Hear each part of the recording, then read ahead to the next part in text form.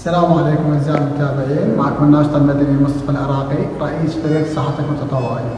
فقدان نعمة البصر يعني فقدان نعمة الحياة.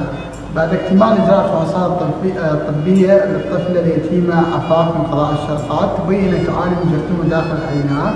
الان هي داخل صالة العمليات تحت الاشراف الدكتور محمد عباس الشهداني في مجمع الباشا مدينة كركوك. تحياتي لكم. تم بحمد الله اكتمال العملية، حاليا مريضة يتمتع بصحة جيدة.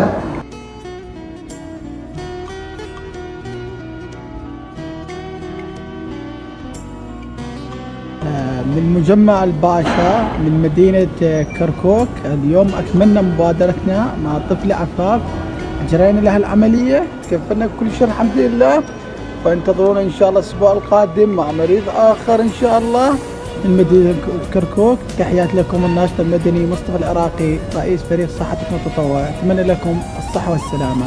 تحياتي لكم.